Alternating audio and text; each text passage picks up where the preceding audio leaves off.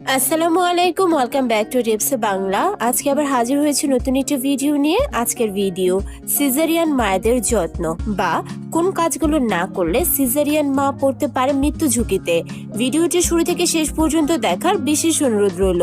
ভালো লাগলে অবশ্যই টিপস বাংলা চ্যানেলটিকে সাবস্ক্রাইব করতে ভুলবেন না।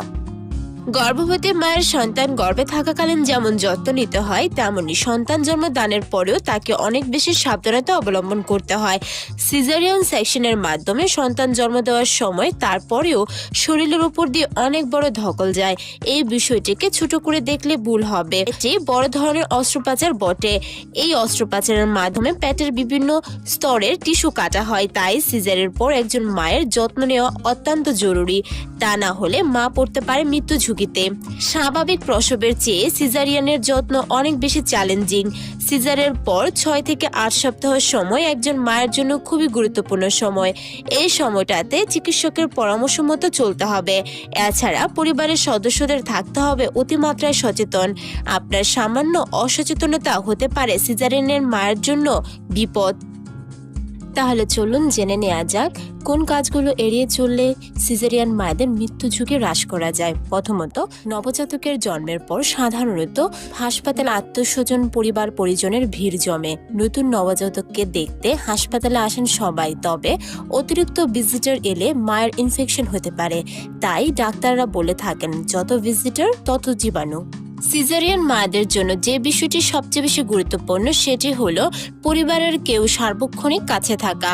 মায়ের যত্ন নেওয়া ছাড়াও ডাক্তারের পরামর্শগুলো যথাযথ পালন করতে পরিবারের কাউকে সার্বক্ষণিক মায়ের সঙ্গে থাকা বাঞ্ছনীয়।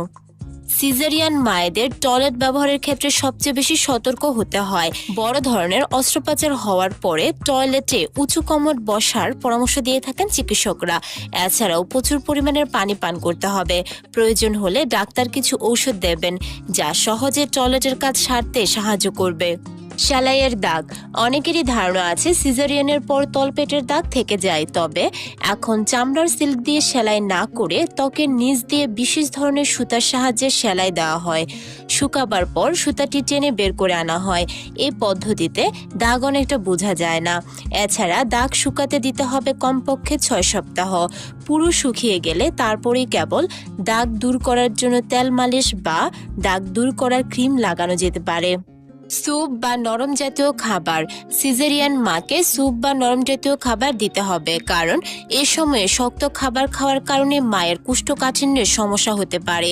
এ সময়ে শাকসবজি, ফলমূল, তরল খাবার, আঁশযুক্ত খাবার এবং বিশুদ্ধ পানি পান করুন। প্রাকৃতিকভাবে সন্তান জন্ম না দিলেও রক্তপাত হবে। একে বলে পোস্টপার্টাম ব্লিডিং। এটা খুব বেশি হলে 6 সপ্তাহ স্থায়ী হতে পারে, তবে 6 সপ্তাহের বেশি স্থায়ী হলে এটি অস্বাভাবিক। এক্ষেত্রে ডাক্তারের পরামর্শ অবশ্যই নিতে হবে। সিজারের পর কোমরে বেল্ট ব্যবহার করা যেতে পারে। বেল্ট ব্যবহারের কোনো সমস্যা নয়। সার্জারির পর হাঁচি, কাশি ও টয়লেট ব্যবহারের সময় বেল্ট ব্যবহার করা ভালো। এতে আপনার হাঁটতে সুবিধা হবে। তাছাড়াও কোমর ব্যথা অনেকাংশে হ্রাস পেতে বেল্ট অনেক উপকারে আসে। ভারী কাজ থেকে বিরত থাকুন। সিজারিয়ান মা কোনোভাবেই যেন ভারী কাজ না করে সেদিকে খেয়াল রাখতে হবে। ভারী কিছু আপনি তুলতে পারবেন না প্রথম 2 থেকে 3 সপ্তাহ। এছাড়া সহবাস বন্ধ রাখতে হবে প্রথম 6 সপ্তাহ।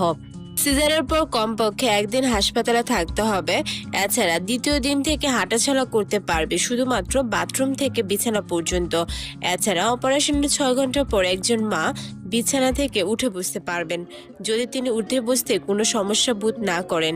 আশা করছি ভিডিওটি দেখে বুঝতে পেরেছেন গর্ভবতী মায়েদের সিজার করার পর অবশ্যই বাড়তি যত্ন নেওয়ার দরকার। তা না হলে তার মৃত্যু ঝুঁকি থেকে যায়।